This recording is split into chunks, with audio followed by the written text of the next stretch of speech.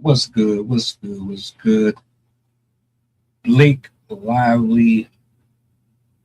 A lot of people don't like you, but I mean that's to be expected with some celebrities. You know, just in case y'all don't know, I did a reaction video a while back in regards to her having going to court with one of her co-stars, someone that she was working with, and well,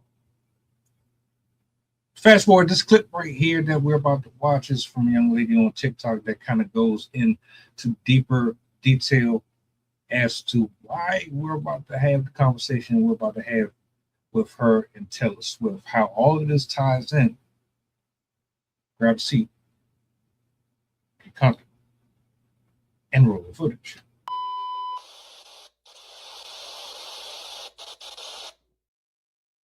Hi, all. We got to talk about these Taylor Swift, Blake Lively texts that got leaked from this Justin Baldoni case, okay? I had some other content planned from today, but this mess came through and I got to talk about it.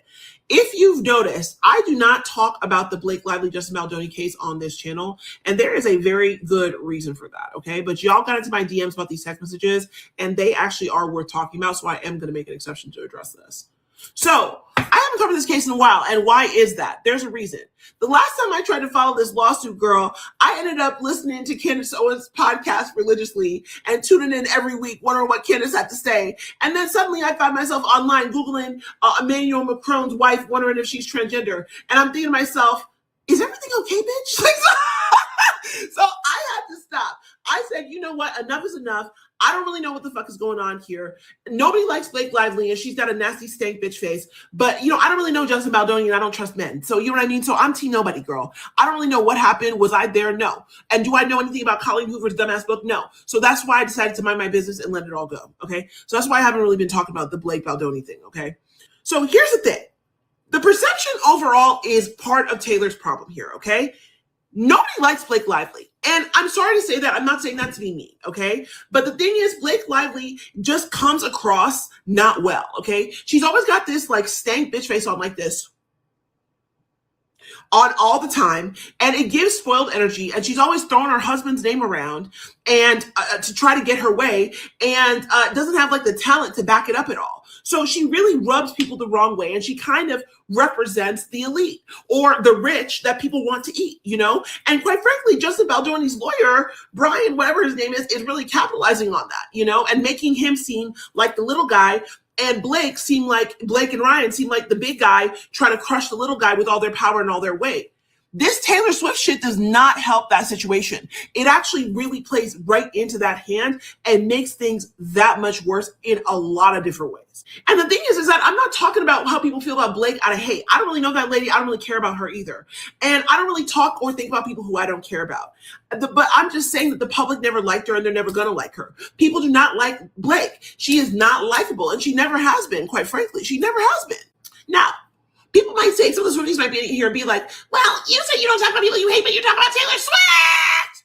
Girl, I don't hate Taylor Swift, girl. I'm what you bitches call a fair weather fan, okay? That lady's been in my top 5 of Spotify for the past 3 years. I have a lot of her vinyl records. I've heard every single one of her albums. I was at the Eras tour. I don't need to prove myself that I'm a fan to you guys, okay? I like her music, and quite frankly, I find her to be a very fascinating figure, probably because of the darker aspects of humanity that she embodies. I think she's relatable. I think that she's messy, she's insecure, and she's strategic. And that's why people are obsessed with her, myself included, quite frankly. Okay? That's it. Anyway, let's talk about these fucking text messages, though, okay? Because that's really why we're here. Hold on. You can't say in the same breath, you don't know who he is and you don't trust men, then say, in the same token, you listen to Taylor Swift because she's dark and edgy and she's messy. And our message is messy, and so you gravitate towards that. That don't make no sense. None. Why would you do that? Why would you even say that? Maybe I'm the only one that thought about that. I don't know. So So what happened in these text messages? It was a bunch of texts that between Taylor and Blake, unsealed by the judge, and honestly, they're bad. In them, Taylor is literally calling Jesse Baldoni a bitch and talking about the world's smallest violin. And it's just come to my attention that the reason why she called him a bitch is because he was talking about some kind of SA allegations that he had to deal with. Girl, I was like, oh, when I heard that part, I was like, you've got to be kidding me. And then also that literally Blake basically recruited her to talk about this script to Justin and make it seem like, that she was talking it up in order to try to manipulate him into liking it. And also Taylor said some Machiavellian queen shit where she said letting her music being used in the trailer gives Blake the upper hand, which if he was smart, he wouldn't do that. Which to me, quite frankly, when I read that text, I thought to myself, a woman after my own heart. That's the type of shit that I would say, okay? Here's the problem. Here's the issue, okay? Because a lot of Swifties are like, oh, these are just texts between besties. And I'm not going to lie to you, I don't think that they're wrong about that. These do seem like texts between besties. But the problem is that these are besties with a lot of power and a lot of money. And there are texts, and it's a text between besties with a lot of power talking about an actor who is very little known. Nobody knows who Justin Baldoni is. I did not know his name until this whole Blake Lively thing came out, okay? And it confirms a lot of what people have to say about Taylor Swift, that she's underhanded, that she's a bully, that she throws her weight around behind the scenes. Taylor Swift has a narrative about her where people feel like she uses her power in order to repress and suppress other people. And there's a lot of different things that she's done over the past year, particularly with Torture Poets and Life of a Showgirl, that really, really enhance this narrative. And this acts as yet another drop in the bucket of people having this kind of resentment for her, okay? On top of all of that, this lady is grossly overexposed. This bitch has not gotten out of our fucking face since the fucking Eras Tour. And the Eras Tour started in 2023. For the love of me, I don't know how y'all be falling for that sweet and innocent shit all the time. How? At what point did you not see an indication that there might be some red flags for this chick? Do you think every single artist that y'all watch or follow, they're just perfect angels? Or is it just because you're so relatable to them?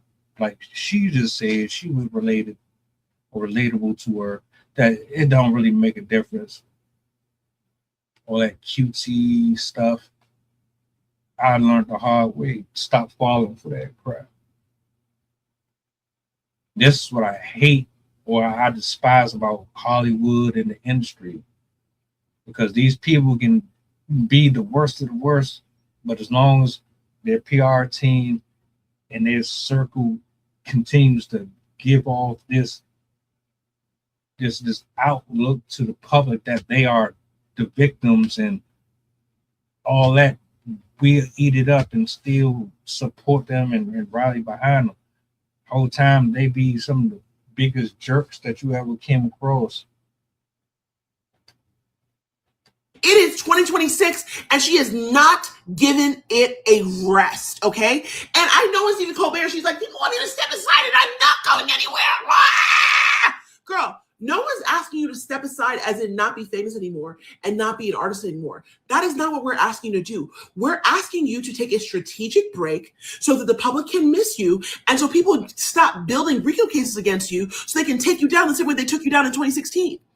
And here's the thing, these text messages are textbook mean girl behavior, and the optics are really, really bad. The texts are nasty, and more of them are getting released, and they look bad. And honestly, even if Justin Baldoni loses the case, because even his countersuit actually has already been dismissed, he is already going to win in court of public opinion, okay? And at the end of the day, Taylor's on the wrong side of this issue, and this confirms narratives people already have about her in the first place. So this is a huge problem for her.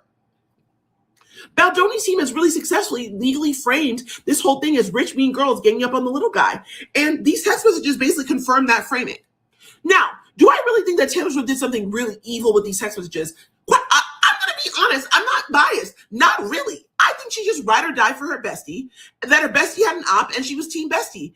Yeah, that would mean something if it wasn't Taylor Swift and she wasn't a billionaire and her boyfriend wasn't a famous football player, and she wasn't plastered all over the fucking world getting everything handed to her, and she didn't have the Swifties coming to her. She has a cult following. In one breath, you say you rock with the toxicity.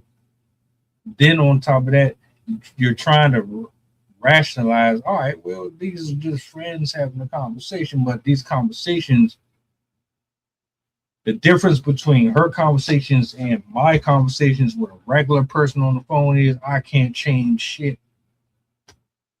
If I talk and have the same discussion that she did with somebody on the phone, it's not going to stop their money. It's not going to stop that person from getting a job. Oh, but Taylor Swift, she can go up there and she can have this conversation with Blake. Everything shit. So nah, we're not about to sit here and try to do that. We're not. She don't get a pass for that. But she might not have known the full story, but she threw her weight around to defend her friend because they thought they had a common enemy. That's typical girlfriend behavior. That's not that manipulative, but it is, at the end of the day, it is mean. And also it is once again demonstrative of the fact that Taylor Swift seems to be, I don't know if she's unaware of the power differential or if she weaponizes her power differential against people to her own advantage. The text messages imply that she weaponizes the power differential to her own advantage, which is not a good look, especially in this whole eat the rich environment where people are really suffering economically. Justin Baldoni, even though he's a rich millionaire actor, is managing to effectively position himself as a little guy against basically Regina George and Gretchen Wieners. And why does this hit so hard right now? Her reputation is pretty fragile, okay? There's a bunch of other stuff that has been happening, right? The Kayla Nicole thing especially, that did not help. The whole, like, I'm not a bad bitch, this isn't savage, Opalite, Onyx Knight thing did not go over well. It caused a lot of problems, okay? And even though, yes, Kayla had these horrible tweets and whatever that came out, it still left a mark. It still left a mark. And then the Charlie XCX thing, that left a mark. And then people are digging up the Olivia Rodrigo thing. People, I'm people. Yes, okay? Digging up the Olivia Rodrigo thing, that leaves a mark. And then people are digging up these old videos of her and Sabrina Carpenter. So this whole idea that she's a bully is something that people have in their minds. People already have this in their minds, and people are already quoting, like literally, people are already quoting to me the Regina George Sheets clothing line that Katy Perry said literally 10, 15 years ago. That's crazy. People are not happy with Taylor right now at all. She's doing too much. People are fed up. The variance, the overexposure, the constant saturation, it's adding up, and she needs to leave us the fuck alone. She needs to take a step back. But at this point, I think the snowball is already rolling down the hill, and her reputation is already in jeopardy, and this is a big hit. I don't think that this is the headshot. I don't think this is going to get her canceled, but to be honest, if it's not a headshot, it's a shot in the abdomen. That's what it is, okay? Honestly. And the thing is that the friendship optics are bad too, because people really do not like Blake. People think that she's a snake. People think that she's nasty, right? And Taylor's talking about good thing, I like my friends canceled, and talking about the world's smallest violin. Yo, just the same smallest violin that she was talking about in them text messages about Justin Baldoni. Not a good look, baby. Not a good look. It literally confirms a perception of two nasty blonde A-listers trying to press down on a little guy. They're laughing at a man with less power and throwing around their privilege. Nobody wants to see that right now in this day and age with the economy the way that it is. It's not just messy, it's elitist. And that is not the right side of history for right now. Anyway, final thoughts. Are the texts that wild between two close friends? No, not really, okay? I'm just being honest. They are just the type of text messages you would see between friends. I mean, listen, if you look at my text with my best friends, you might think that I was nasty too. I'm just going to be honest, right? But are they a terrible look when the world is already side-eyeing you? Yes, okay? Yes. Taylor did not want to be part of this case. And Blake should not have dragged her into this by talking about how she's her Dracarys and her Khaleesi and whatever the fuck. But apparently Taylor was aware of the Dracarys Khaleesi thing too, because I think she said Dracarys herself. So that's not something that she wasn't unaware of. And so now Taylor's fully in it. Her name has been fully pulled in it, and she looks bad. And a lot of the reason why I got this whole platform, my sort of claim to like what really exploded this platform was my cancellation of Taylor Swift's story. Guys, this is a bar for bar reenactment of what happened in 2016. And we are right around the time where Taylor was talking shit about Nicki Minaj, or right about the time where she was doing that Calvin Harris shit, making out with Tom Hiddleston everywhere, okay? We are just like maybe a month or two before something major happening that takes this girl out. And I think she thinks that she's untouchable. She literally said in her song, In Life of a Showgirl, the title track, but baby, I'm immortal now. Girl, nobody's immortal. Nobody's immortal, especially not when you overexpose yourself and when you piss everybody off, okay? Nobody is immortal. This is the pileup. This is the drip, drip, drip of bad headlines. And this is another drop in a very full bucket. And it ain't looking good for her, okay? Anyway, and that's what I gotta say. That's my 10 cents. Shout outs to the woman in a video here that covered this. Taylor Swift ain't going nowhere. It's going to take something extremely bad to get her up out of here. And her plotting allegedly to cancel or destroy this man's reputation is not going to do it, because guess what? The sisterhood hates men anyway. The feminism rally, cry, outpour, they sitting in the cut waiting for the downfall of all men. They're not going to stop her for him. She's going to have to do something or get caught in something bad. Blake Lively, I don't know nothing about her, but the fact that she tried to lie and say that man sexually, that was all I needed right then and there to know that she ain't a good person. Just in case I don't know, she tried to, and it didn't work out in her favor. He countered. They didn't want to give him that. It's all messy, man. All messy. At the end of the day, though, there is a huge distinct between me being pissed off and offering advice to my friend about some stuff going on with my career versus someone like that. You know it, I know it. We're not going to sit here and act like we don't. Whether or not she dragged her in it or not, that's trash. That's messed up. And that's why I hate specific people in power, because they will abuse it and exercise it to the fullest of their extent. What do y'all think? How do you feel about this situation here? Do you agree, disagree? Holla.